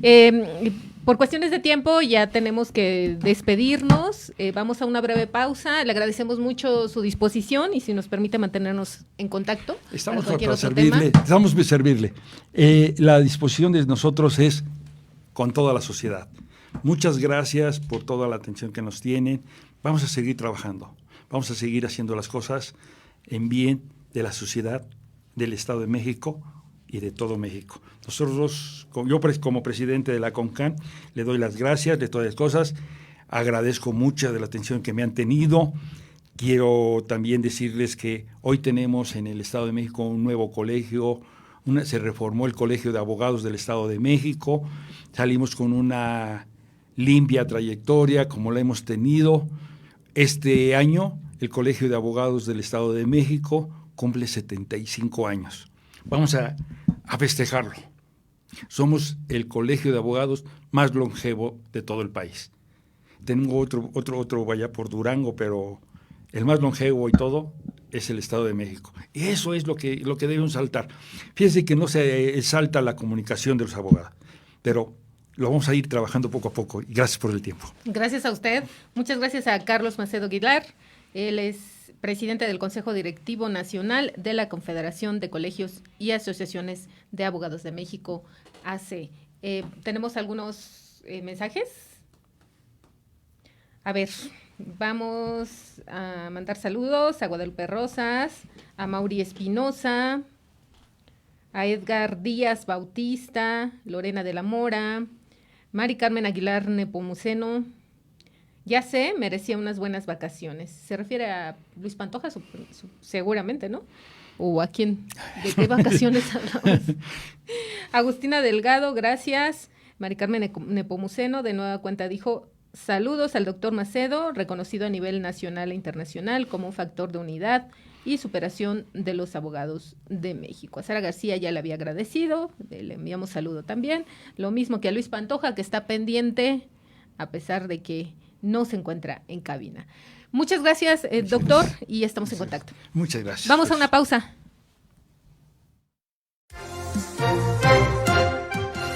Artesanos de Temascaltepec ofrecen sus productos en la Expoventa Artesanal promovida por la presidenta de la Comisión de Desarrollo Turístico y Artesanal de la 60 Legislatura del Estado de México, María del Rosario Elizalde Vázquez. Al inaugurar la muestra en el vestíbulo de la Casa del Pueblo, destacó que las artesanías mexiquenses son prueba de la maestría e ingenio de sus creadores. Por su parte, la diputada Marta María del Carmen Delgado Hernández dijo que el recinto del Poder Legislativo abre sus puertas a este sector y se que les brinda un espacio para exponer sus productos y atractivos turísticos de sus comunidades. Aimilek Villapeña, novena regidora de este municipio, apuntó que el turismo es la fuerza que une a los artesanos y prestadores de servicio, así como la principal fuente de derrama económica de Temazcaltepec, por lo que pidió seguir fomentando estas actividades. La exposición estará abierta al público en el vestíbulo legislativo hasta el próximo viernes 17 de enero.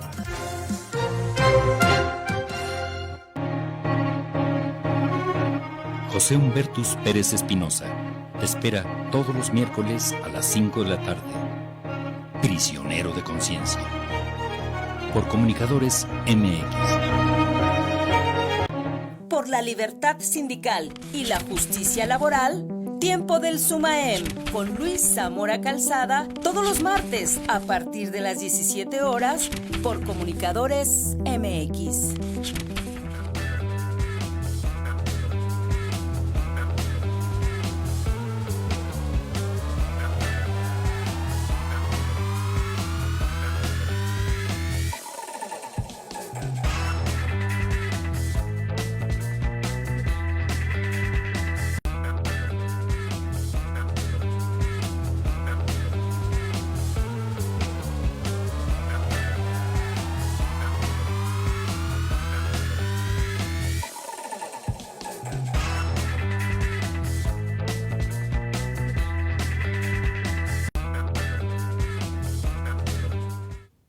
Dos de la tarde con 45 minutos y ya solamente vamos a mi sección favorita, un día, una palabra. El día de hoy, producción nos ha preparado élite o élite.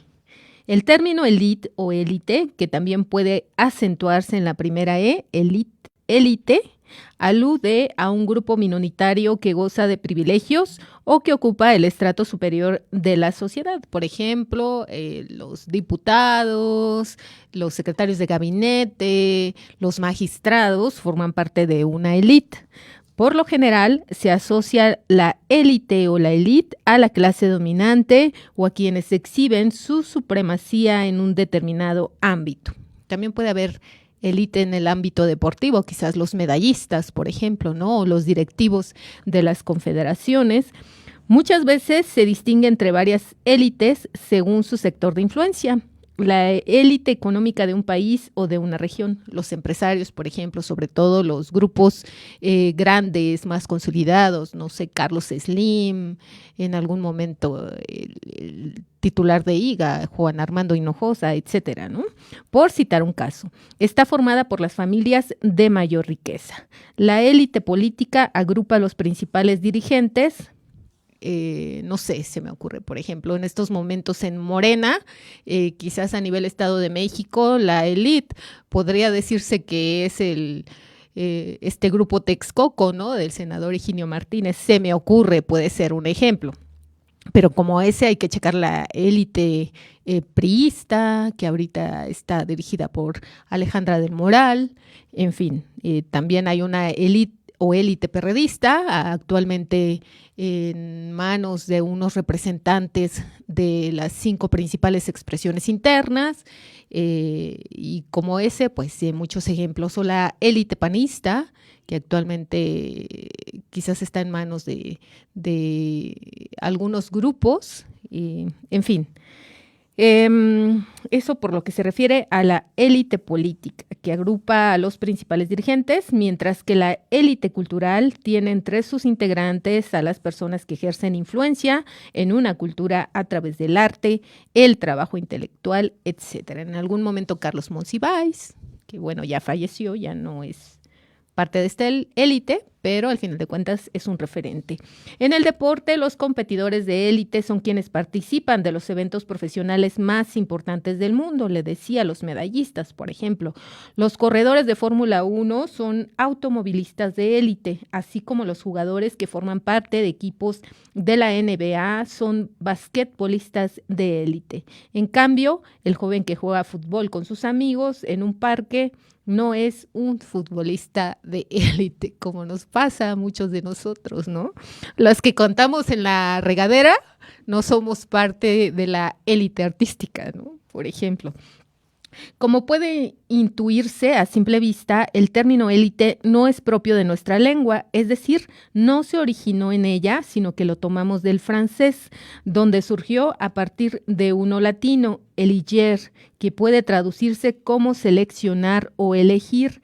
En su versión francesa se escribe élite o élite, pero con acento en la primera E, aunque debemos notar que el acento sobre la E no indica intensidad, como pasaría si se tratara de una palabra castellana, sino que dicha letra es cerrada, algo imposible de reproducir con nuestros sonidos.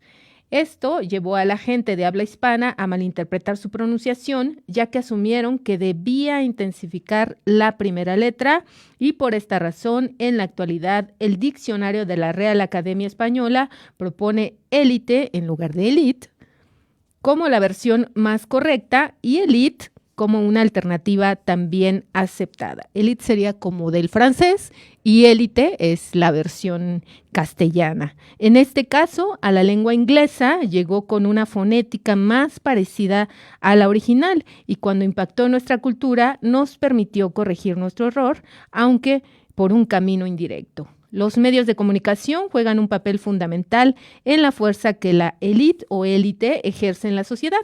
Sí presentan a este grupo de gente como el privilegiado, como un objetivo que todos deberíamos plantearnos, generan un resentimiento en quienes se creen incapaces de acceder a él. O sea, que somos los malos influyentes, que desde mi punto de vista, tristemente, la élite política a veces no es lo más deseable, la élite gobernante a veces no es todo lo capaz que quisiéramos que fuera, sobre todo para resolver los problemas de la sociedad. Son las 2:50 de la tarde, muchas gracias por el favor de su atención. Agradezco también el apoyo de Alejandra Montserrat en la producción, de Omar Delgado, que ayer se me fue mencionarlo, le dije que públicamente le pediría disculpas y aquí estoy. Omar Delgado en la asistencia de producción, Rafa Hernández en los controles técnicos y al ingeniero Margarito Mejía en la dirección técnica. Muchas gracias y le invito a que se quede con la barra programática de comunicadores. El día de hoy a las 5 de la tarde estará Luis Zamora en tiempo del Sumaem. A las 6 de la tarde, Tonatiuh e Ichel Vázquez, Conciencia, Genios y mucho más. Este tipo de espacios de Tonatiuh e Ichel son sobre todo recomendables si se quiere desintoxicar de cuestiones del día a día que a veces nos pesan mucho, de los problemas que vivimos en el día a día. Es una manera de alimentar su espíritu. De cualquier forma, le invito a que se quede todavía con los dos programas que tenemos el día de hoy en Comunicadores MX. Buena tarde, buen provecho, nos escuchamos pronto. Esta fue una producción de Comunicadores MX, de análisis, con Luis Pantoja Ríos.